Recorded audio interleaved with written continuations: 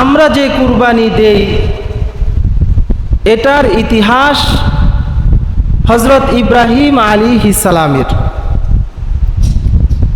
আপনারা সবাই জানেন হযরত ইব্রাহিম আলাইহিস সালাম দীর্ঘ সময় পর্যন্ত নিঃসন্তান অবস্থায় ছিলেন। ওনার বয়স যখন 90 অথবা 100 বছরে উপনীত হয়, তখনও তিনি নিরাশ হন নাই।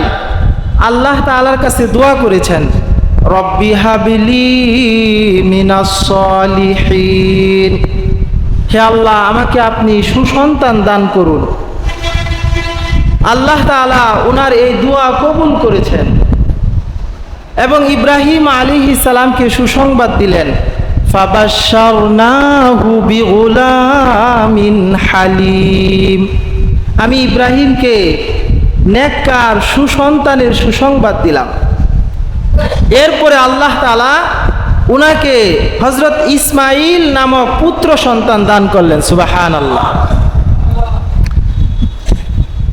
ইব্রাহিম আলাইহিস সালাম আল্লাহ তাআলার দরবারে শুকরিয়া আদায় করলেন, আলহামদুলিল্লাহিল্লাযী ওয়াহাবালি আলাল কিবারি ইসমাঈলা ওয়া ইসহাক ইন্না রব্বি লাসামিউদ দুআ। সমস্ত প্রশংসা ওই জগৎ সমূহের প্রতিপালক আল্লাহ তাআলার জন্য, যিনি আমাকে বৃদ্ধ বয়সে ইসমাঈল এবং ইসহাক নামক পুত্র সন্তান দান করেছেন। নিশ্চয় আমার রব আমার দোয়া শুনেন, কবুল করেছেন। এইভাবে তিনি শুকরিয়া আদায় করলেন।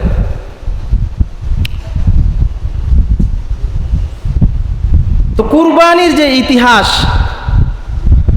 ওই সময় হযরত ইব্রাহিম আলাইহিস সালামের শুধুমাত্র একজন সন্তানই ছিলেন, হযরত ইসমাঈল আলাইহিস সালাম।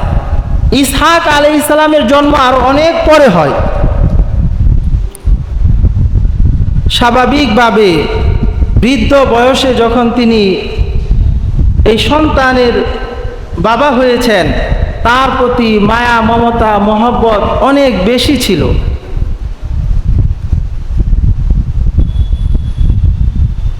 তাফসীরের কিতাবের মধ্যে আসছে হযরত ইসমাঈল আলাইহিস সালামের বয়স 12 কিংবা 14 বছর হয়ে গিয়েছিল। যেই সময় সন্তান পিতার সাথে চলাফেরা করার বয়স হয়, পিতার বিভিন্ন কাজে এখন সহযোগিতা করার সময় এসেছে। বাবার মনের মধ্যে অনেক আশা আকাঙ্ক্ষা থাকে যে আমার সন্তান বড় হয়েছে, আমার পাশে দাঁড়াবে, আমার কাজের সহযোগিতা করবে। লালন পালনের দীর্ঘ একটা কষ্ট তিনি সহ্য করেছেন। এখন সন্তান পিতার পাশে দাঁড়ানোর সময় হয়েছে।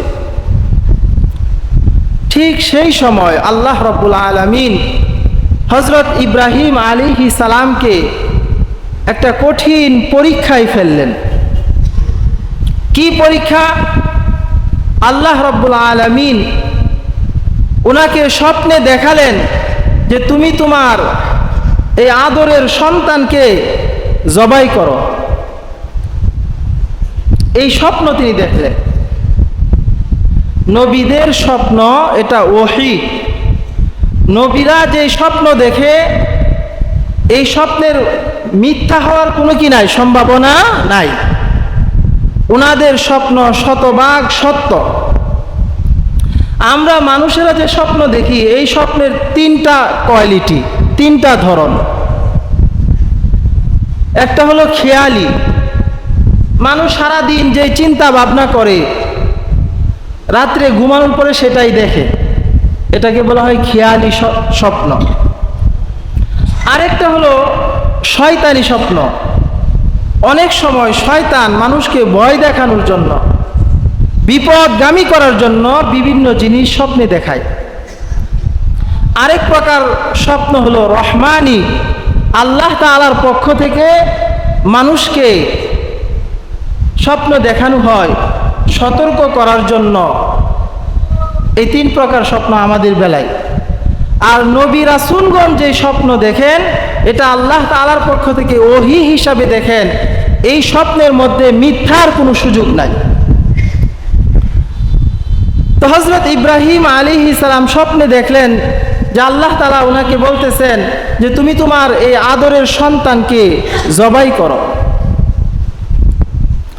তাফসীরের কিতাবের মধ্যে আসছে হযরত ইব্রাহিম আলাইহিস সালাম ওনার এই সন্তানকে নিয়ে জবাই করার জন্য সম্পূর্ণ প্রস্তুতি গ্রহণ করে জবাইয়ের স্থানে চলে গেলেন। যে হযরত ইসমাঈল আলাইহিস সালামকে এভাবে জবাইয়ের স্থানে কাত করে শোয়ালেন যাতে জবাই করার সময় সন্তানের চোখের প্রতি দৃষ্টি না যায়, কারণ আদরের সন্তান মায়া মহব্বত আসতে পারে, তখন জবাই না করার বা পিছনে চলে যাওয়ার এরকম সম্ভাবনা থাকতে পারে, এজন্য কাত করে শোয়ালেন। শোয়ানোর পরে ওনার ওই ধারালো ছুরি দিয়ে জবাইয়ের জন্য চেষ্টা করতেছেন, কিন্তু আল্লাহু আকবার, হযরত ইসমাঈল আলাইহিস সালামের গলার একটা পশমও কাটে নাই। সুবহানাল্লাহ। কারণ আল্লাহ তাআলার চাহিদা, আল্লাহ তাআলার চাহাত এটা নয় যে হযরত ইসমাঈল আলাইহিস সালাম জবাই হয়ে যাবেন, ইব্রাহিম আলাইহিস সালাম ওনার সন্তানকে জবাই করে ফেলবেন, এটা আল্লাহ তাআলার ইচ্ছা না। আল্লাহ তাআলার উদ্দেশ্য হলো, ইচ্ছা হলো হযরত ইব্রাহিম আলাইহিস সালামকে পরীক্ষা করা, যে ইব্রাহিম আলাইহিস সালাম সে তার অন্তরে, তার হৃদয়ে আল্লাহ তাআলার হুকুমের, আল্লাহ তাআলার মহাব্বত বেশি না সন্তানের মহাব্বত বেশি, এই জিনিসটা পরীক্ষা করা হলো মূল উদ্দেশ্য। কথা বলেন ঠিক কিনা? এজন্য আল্লাহ তাআলা সরাসরি নির্দেশ দেন নাই যে তুমি তোমার সন্তানকে জবাই করো, কারণ সরাসরি যদি নির্দেশ দিতেন তাহলে জবাই না করা পর্যন্ত অথবা এই হুকুম রহিত না করা পর্যন্ত বাস্তবায়ন হতো না, আর পরীক্ষাটাও এত নিখুঁতভাবে হতো না। যখন স্বপ্নে দেখালেন তখন এটা বড় ধরনের একটা পরীক্ষা ছিল, আর জবাই হওয়া এটা উদ্দেশ্য ছিল না, বরং উদ্দেশ্য ছিল আমার আল্লাহ তাআলার পরীক্ষা করা, যে ইব্রাহিম আলাইহিস সালাম কাকে বেশি প্রাধান্য দেন, সন্তানকে না আল্লাহ তাআলার হুকুমকে। সূরা সফের মধ্যে আল্লাহ রাব্বুল আলামিন ইরশাদ করেন, হযরত ইব্রাহিম আলাইহিস সালামকে আল্লাহ তাআলা যখন এই স্বপ্ন দেখালেন,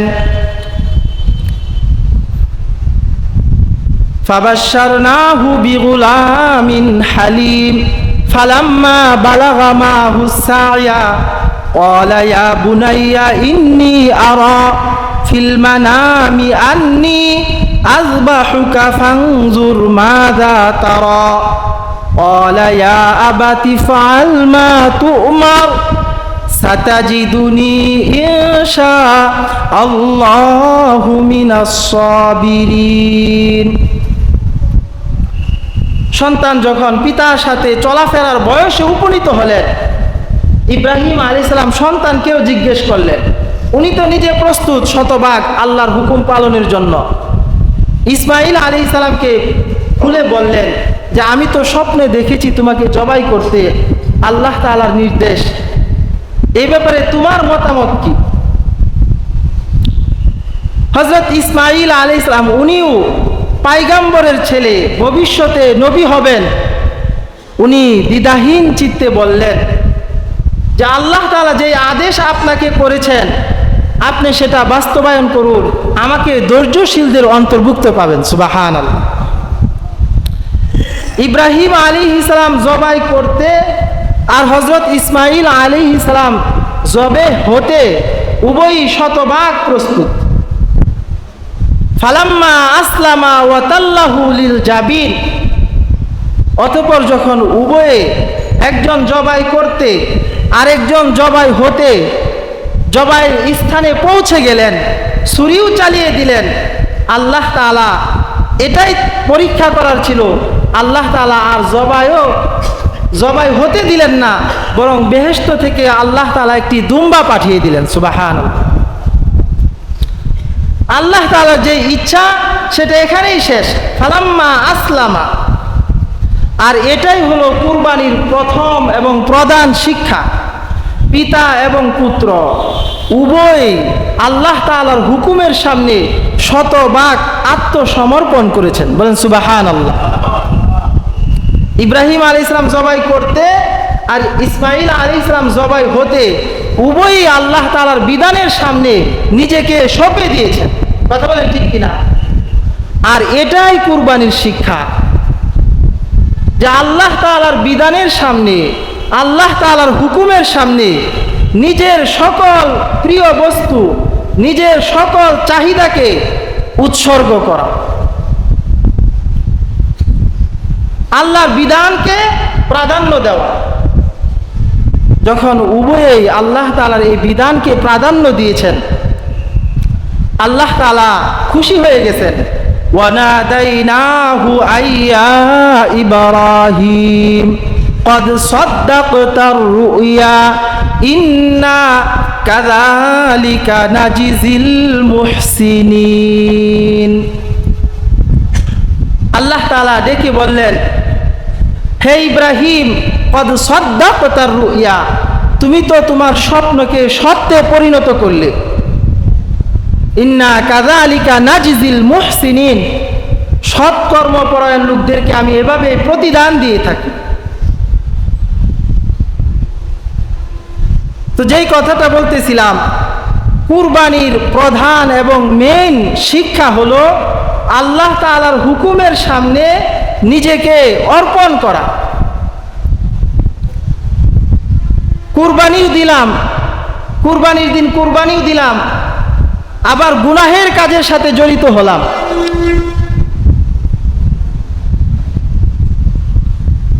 কুরবানির আগেও আমি মদের সাথে জড়িত ছিলাম, কুরবানির পরেও আমি মদের সাথে জড়িত। কুরবানির আগেও যেরকম জুয়ার সাথে জড়িত, কুরবানির পরেও জুয়া খেলার সাথে জড়িত। এরকম মানুষ আছে কিনা সমাজে? আমাদের যুব সমাজের একটা অনেক বড় অংশ এই সমস্ত বিভিন্ন অনলাইনে জুয়ার মধ্যে আসক্ত। লক্ষ লক্ষ টাকা এভাবে ধ্বংস করে দিচ্ছে, নিজের জীবন যৌবন সব কিছু ধ্বংস করে দিচ্ছে। আছে না এরকম? নেশার সাথে জড়িত। কুরবানির আগেও আমার জীবন ছিল আল্লাহর নাফরমানিতে, কুরবানির পরেও আমি আল্লাহর নাফরমানিতে লিপ্ত। কুরবানির আগেও আমি পর্দার ধারধারি নাই, কুরবানির পরেও আমি বেপরদেগি জিন্দেগি যাপন করতেছি, গান শুনতেছি, সুদ ঘুষ চুরি ডাকাতি জিনা ব্যভিচার আল্লাহর নাফরমানির কাজের সাথে জড়িত হচ্ছি। এই কুরবানি আল্লাহ তাআলা আমাদের কাছে চান না। আল্লাহ তাআলার চাহাত হলো, চাহিদা হলো আল্লাহ তাআলার হুকুমের সামনে নিজেকে সঁপে দেওয়া। হযরত ইব্রাহিম আলাইহিস সালাম, ইসমাঈল আলাইহিস সালাম যেরকম আল্লাহর হুকুমের সামনে ইব্রাহিম আলাইহিস সালাম নিজের সন্তানকে জবাই করার জন্য প্রস্তুত হয়ে গেলেন।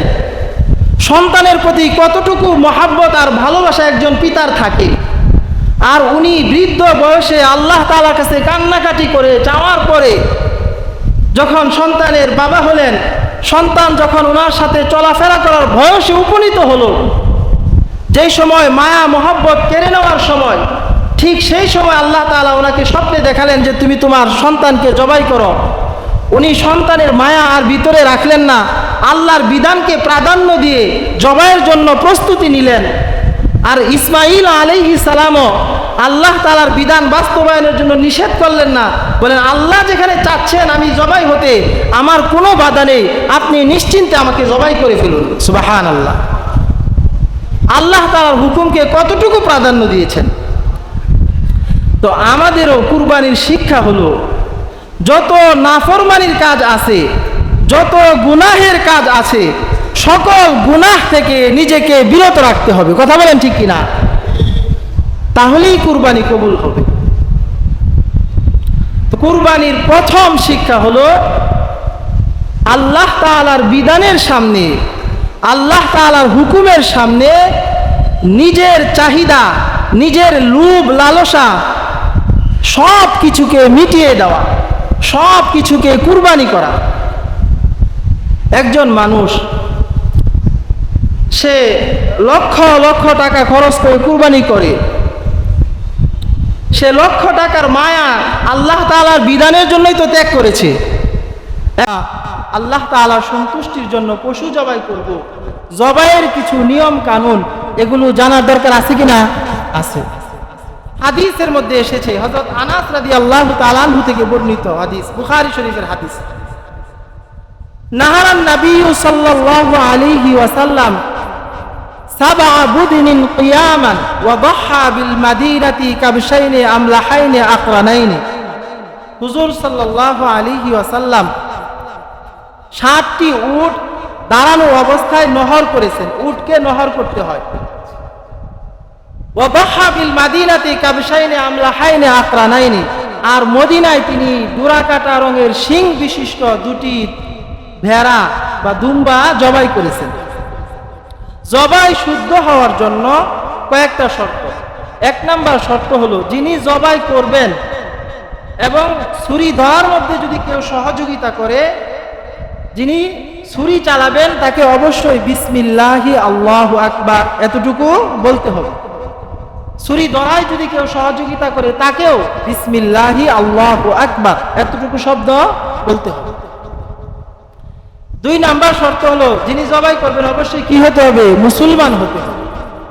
3 নাম্বার শর্ত হলো, জবাই শুদ্ধ হওয়ার জন্য পশুর গলার মধ্যে কয়েকটা রগ থাকে। একটা হলো হুলকুম খাদ্যনালী, আরেকটা হলো মারিউ শ্বাসনালী, আরেকটা হলো ওয়াজদান খাদ্যনালী আর শ্বাসনালীর 2 পাশের 2টা রক্তনালী থাকে।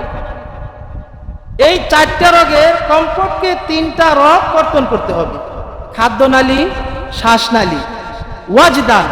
খাদ্যনালী আর শ্বাসনালীর 2 পাশে যে 2টা রক্তনালী, এই 2টার একটা, এই 3টা রগ অবশ্যই কি করতে হবে? কর্তন করতে হবে। এটা যদি না কাটে তাহলে পশু কি হয়ে যাবে? খাওয়া হারাম হয়ে যাবে। এইভাবে জবাই করা। এবং জবাইয়ের পূর্বে অবশ্যই ছুরিকে ভালোভাবে দাঁড় করে নেওয়া। নিজের হাতে জবাই করা সুন্নত। নবীজি নিজের হাতে কি করছেন? পশু জবাই করছেন। কেউ যদি না পারেন তাহলে যিনি পারে জবাইয়ের হুকুম সম্পর্কে অবগত এই ধরনের লোক দিয়ে কি করানো? জবাই করানো। এক হাদিসের মধ্যে আসছে, হুজুর সাল্লাল্লাহু আলাইহি ওয়াসাল্লাম উম্মুল মুমিনিন আম্মা জান আয়েশা সিদ্দিকা রাদিয়াল্লাহু তাআলা আনহাকে বলছেন যে একটা ছুরি নিয়ে আসো এবং ছুরিটাকে দাঁড় করো, ধারালো ছুরি দিয়ে জবাই করা। মুসলিম শরীফের হাদিস, হযরত শাদ্দাদ ইবনে আউস রাদিয়াল্লাহু তাআলা আনহু থেকে বর্ণিত, হুজুর সাল্লাল্লাহু আলাইহি ওয়াসাল্লাম বলেন, ইন্নাল্লাহা কাতাবাল ইহসানা আলা কুল্লি শাইইন ফাইদা কাতালতুম ফাআহসিনুল কিতলা ওয়া ইযা যাবাহতুম ফাআহসিনুজ যিবহা ওয়াল ইউহিদ্দা আহাদুকুম শাফরাতাহু ফালইউরিহ যাবিহাতাহু। হুজুর সাল্লাল্লাহু আলাইহি ওয়াসাল্লাম বলতেছেন যে আল্লাহ তাআলা প্রতিটা জিনিসের উপর, প্রত্যেক বস্তুর উপর দয়া করা আবশ্যক করে দিয়েছেন, দয়া করার নির্দেশ দিয়েছেন। ফাইদা কাতালতুম ফাআহসিনুল কিতলা, সুতরাং যখন তোমরা কাউকে কিসাসান হত্যার বদলে হত্যা করবে, উত্তমভাবে তাকে হত্যা করো। ওয়াইদা যাবাহতুম ফাআহসিনুজ যিবহা, আর যখন কোনো পশু জবাই করবে তখন সুন্দরভাবে, উত্তমভাবে পশুটাকে কি করো? জবাই করো। ওয়াল ইউহিদ্দা আহাদুকুম শাফরাতাহু, এবং জবাইয়ের পূর্বে তোমাদের কেউ যেন ছুরিকে ভালো ফালইউরিহ যাবিহাতাহু, তাহলে সহজভাবে জবাই করা যাবে, জবাইকৃত প্রাণীর কষ্ট কম হবে। কথা বলেন ঠিক কিনা? হুজুর সাল্লাল্লাহু আলাইহি ওয়াসাল্লাম এই নির্দেশ দিয়েছে। এবং জবাইয়ের পূর্বে দোয়া পড়া, আল্লাহুম্মা ইন্নী ওয়াজজাহতু ওয়াজহিয়া লিল্লাযী ফাতারাস সামাওয়াতি ওয়াল আরদা হানিফা ওয়া মা আনা মিনাল মুশরিকিন। এইভাবে দোয়া পড়ে বিসমিল্লাহি আল্লাহু আকবার বলে জবাই করা, এবং জবাইয়ের পূর্বে যদি সম্ভব হয় এই দোয়াটাও করা, আল্লাহুম্মা লাকা ওয়া মিনকা, আল্লাহুম্মা মিনকা ওয়া লাকা। হে আল্লাহ, এই যে কুরবানি এটা তোমার পক্ষ থেকে, অর্থাৎ প্রত্যেকটা কাজে বিনয় প্রকাশ করা, যে আমি যে কুরবানি দিচ্ছি এটা আমার কোনো বরত্ব না, আমার কোনো ক্ষমতার বলে, দাপটের বলে, অর্থের বলে দিতেছে এরকম না। আল্লাহ, এটা তোমারই দান, মিনকা, তোমার পক্ষ থেকে এই কুরবানি। কারণ এই যে পশু, এটাকে হায়াত কে দিয়েছেন? কে সৃষ্টি করেছেন? একটু জুড়ে বলেন, আল্লাহ। এবং এই পশু যে আমাদের আয়ত্তে এনে দিয়েছেন, কে এনে দিয়েছেন? একটা মহিষ, একটা গরু, কত বড় প্রাণী, এটা যদি উগ্র হয়ে যায়, দৌড়ানো শুরু করে, আমরা 10-12 জন তার সামনে দাঁড়াইতে পারবো? কোনো ক্ষমতাই নেই দাঁড়ানোর। এই যে পশুকে আমাদের বাধ্য করে দিয়েছেন, আল্লাহ তাআলাই করে দিয়েছেন। এজন্য এইভাবে দোয়া করা, আল্লাহুম্মা মিনকা, হে আল্লাহ এটা তোমার পক্ষ থেকেই, ওয়ালাকা, এবং তোমার জন্য, এইভাবে বলে তারপরে জবাই করা, বিসমিল্লাহি আল্লাহু আকবার। জবাই শেষ, তারপরে আরেকটা দোয়া করা, আল্লাহুম্মা তাকাব্বাল মিন্নি, হে আল্লাহ এই কুরবানি আমার পক্ষ থেকে তুমি কবুল করে নাও, কামা তাকাব্বালতা মিন হাবিবিকা ওয়া খালিলিকা ইব্রাহিম আলাইহিস সালাম, যেভাবে তোমার হাবিব মুহাম্মদ এবং খলিল ইব্রাহিম আলাইহিস সালামের পক্ষ থেকে কুরবানি কবুল করেছিলে, সেইভাবে আমার পক্ষ থেকে এটা কি করো, কবুল করে নাও। এইভাবে দোয়া পড়া। আল্লাহ তাআলা আমাদেরকে প্রত্যেকটা কাজ সুন্নত অনুযায়ী আল্লাহর সন্তুষ্টির জন্য করার তৌফিক দান করুন, সবাই বলে আমিন। তো কুরবানির প্রধান এবং মেন শিক্ষা হলো আল্লাহ তাআলার হুকুমের সামনে নিজেকে সঁপে দেওয়া, নিজেকে অর্পণ করা। ইব্রাহিম আলাইহিস সালাম যেমনি ভাবে আল্লাহর হুকুমের সামনে নিজের আদরের সন্তান, কলিজার টুকরা হযরত ইসমাঈল আলাইহিস সালামকে জবাই করার জন্য প্রস্তুত হয়ে গিয়েছিলেন, এবং ইসমাঈল আলাইহিস সালাম জবাই হওয়ার জন্য প্রস্তুত হয়ে গিয়েছিলেন, ঠিক তদ্রূপ ভাবে আমাদের উচিত আল্লাহ তাআলার প্রত্যেকটা হুকুমের সামনে নিজের জান, মাল সব কিছু কুরবান করার জন্য প্রস্তুত থাকা। কথা বলেন ঠিক কিনা? এই ধরনের মন মানসিকতা যদি আমাদের থাকে, আমরা যদি আল্লাহ তাআলার হুকুমের সামনে নিজের জানকে উৎসর্গ করতে পারি, নিজের সম্পদকে ব্যয় করতে পারি, আল্লাহর বিধানের সামনে নিজেকে সঁপে দিতে পারি, তাহলে আজকে দেখা যাচ্ছে পৃথিবীতে বিভিন্ন জায়গায় মুসলমানরা নির্যাতিত, মার খাচ্ছে। খোদার কসম, আমরা যদি আল্লাহর বিধানের সামনে নিজেকে সঁপে দিতে পারি, মুসলমানদের দিকে মারবে তো দূরের কথা, কোন কাফের বেঈমান মুসলমানের সামনে মাথা উঁচু করে দাঁড়ানোর সাহসটুকু পাবে না ইনশাআল্লাহ। কিন্তু আমাদের দায়িত্ব হলো আল্লাহর হুকুমের সামনে নিজের জান, মাল সব কিছু কুরবানের জন্য প্রস্তুত থাকা, গুনাহের কাছ থেকে বেঁচে থাকা। আল্লাহ তাআলা আমাদেরকে কুরবানির যে মূল শিক্ষা সেটা ধারণ করার, লালন করার তৌফিক দান করুন, আমিন।